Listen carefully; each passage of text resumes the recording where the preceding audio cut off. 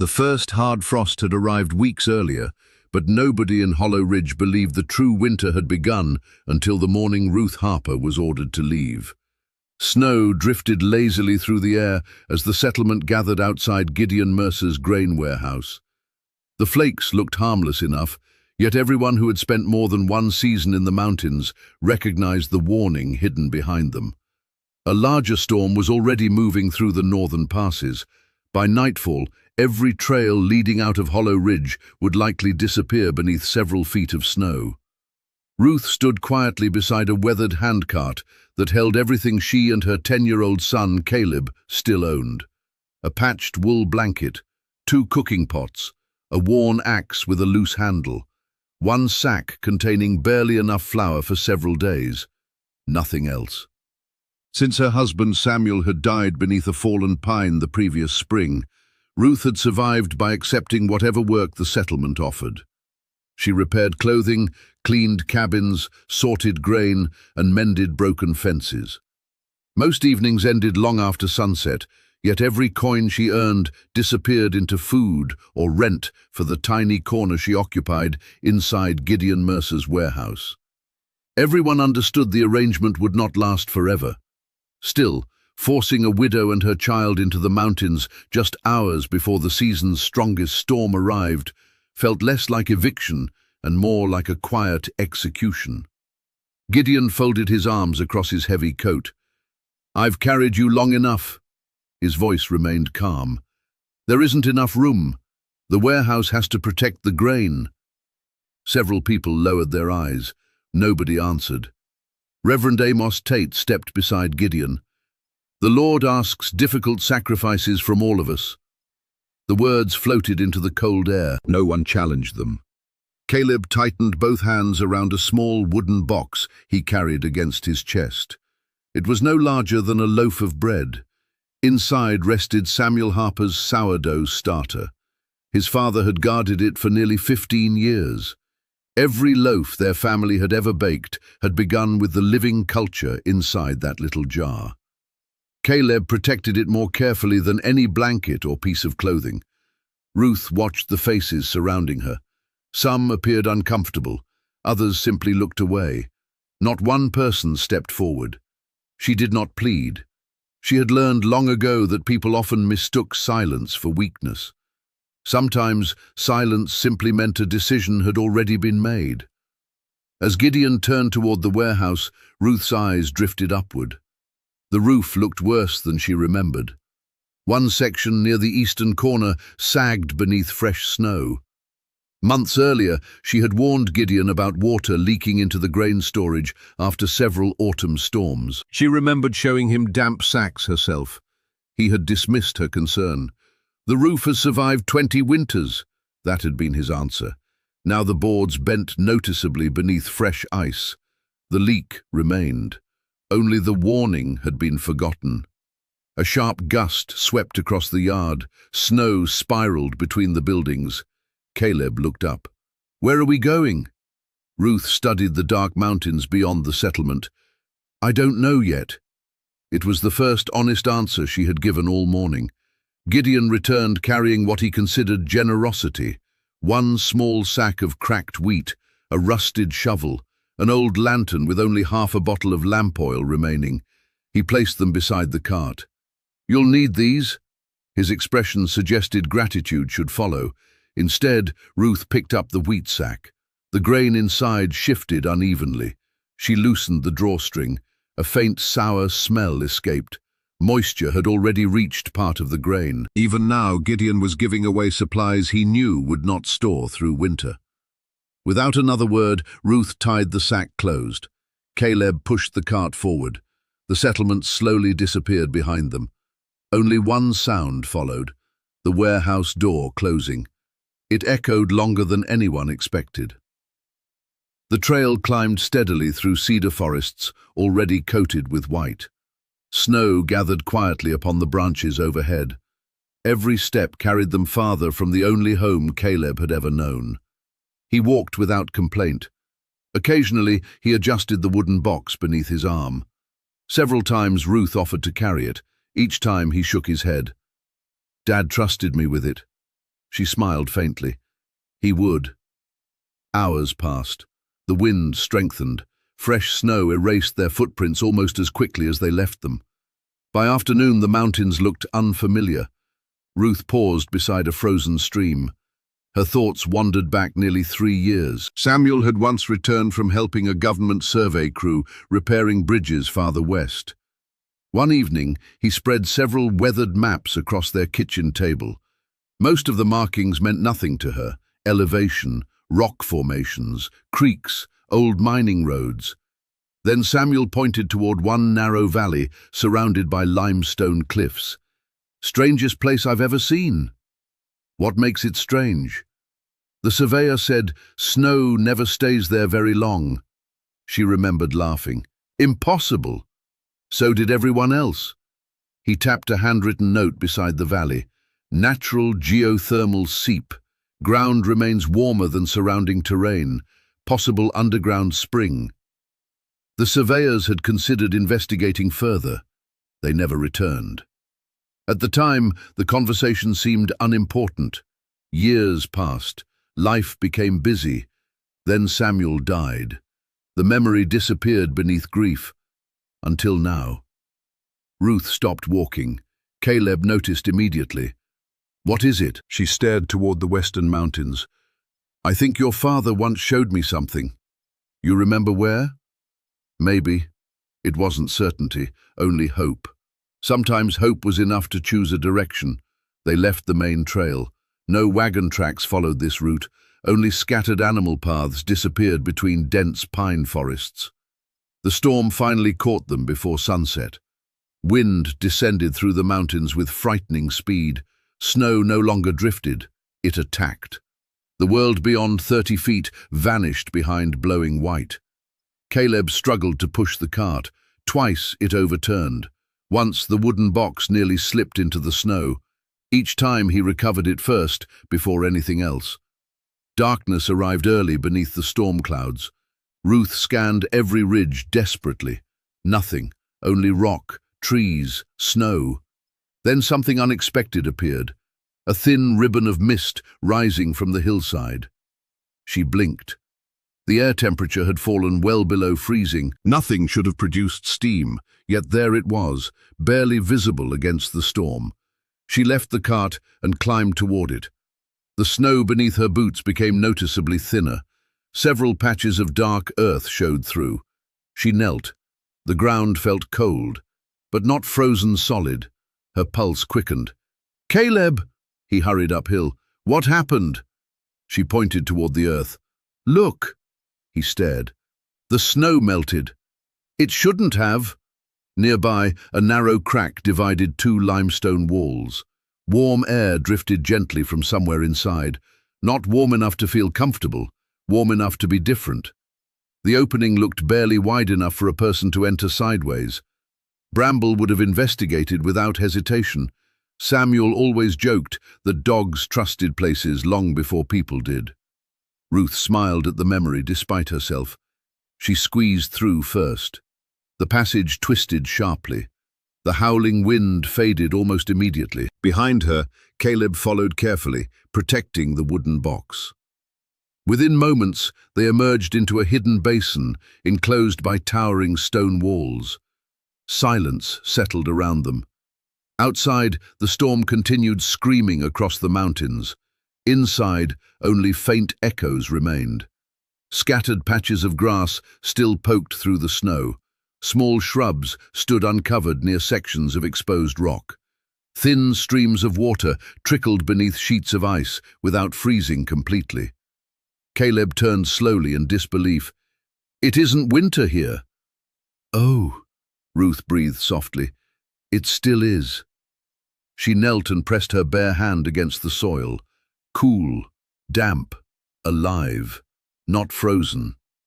She dug several inches deeper with her fingers. The earth crumbled instead of breaking into solid chunks. Samuel's forgotten map suddenly felt very real. Night approached quickly. Finding shelter became the next priority.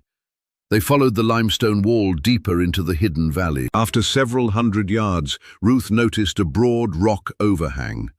Its ceiling extended nearly 15 feet overhead. The floor beneath remained mostly dry. Years of weather had carved a natural alcove large enough to shelter several people. Caleb set down the wooden box with enormous care. For the first time all day, he smiled. "Can we stay here?" Ruth studied the ceiling. No loose rocks. The floor sloped gently toward one edge where rainwater could drain away. Better still, the air felt surprisingly steady. The wind barely reached the alcove. "Tonight," she answered. "We stay tonight." Together, they gathered fallen branches scattered beneath nearby cedar trees. Most remained dry, thanks to the overhanging stone. Caleb stacked them carefully, while Ruth struck flint against steel. The third spark caught. Small flames appeared. Minutes later, a modest fire crackled quietly beneath the rock shelter. The warmth felt almost unreal after the day's brutal march. Caleb held both hands toward the flames. "I thought we were going to die." Ruth looked toward the narrow entrance, where snow still blew beyond the limestone walls. "So did I." Neither spoke again for several minutes. The fire illuminated the rough stone ceiling. Something caught Ruth's attention. Smoke from the fire did not gather around them. Instead, it drifted upward before slowly bending toward the darker end of the alcove. Then it disappeared into a narrow crack, hidden high within the rock. She stood immediately. Carefully, she added another branch. The smoke followed exactly the same path. "It breathes," she whispered. Caleb looked confused. "What does?" "The cave." She watched another ribbon of smoke vanish into the darkness. Fresh air was moving naturally through hidden passages somewhere beyond the stone. That meant they could safely keep a fire burning. One more impossible gift. Outside, the storm buried the mountains beneath endless snow. Inside, warm ground rested beneath their feet. Fresh air carried away the smoke. A dry stone roof stood between them and the blizzard. Ruth looked around the quiet alcove. For the first time since Hollow Ridge cast them out, survival no longer felt like an accident waiting to happen. It felt like the beginning of something no one back in town would ever believe. Morning arrived quietly. The storm had not ended. Wind still roared somewhere beyond the limestone walls, but inside the hidden alcove, only a gentle current of air moved through the cave. Thin streams of sunlight slipped between the cliffs, revealing details Ruth had been unable to see the night before. She stepped outside while Caleb remained beside the fire. Snow covered the mountains beyond the ravine, yet the valley itself looked strangely different. Large patches of ground remained uncovered.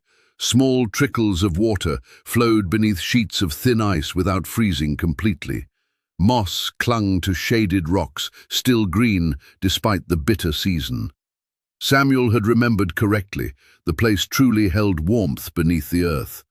Ruth knelt and pressed her hand against the soil once more. It remained cold enough for winter, but not lifeless. The ground could still be worked. She smiled for the first time in many months. "We're staying," she called back toward the alcove.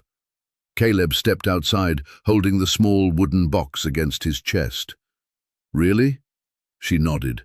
"For as long as we can." The next 3 days disappeared into labor. The rock overhang already provided half a shelter, but winter demanded more than a roof. Ruth gathered loose limestone from the ravine floor, while Caleb collected fallen cedar branches trapped beneath the cliffs.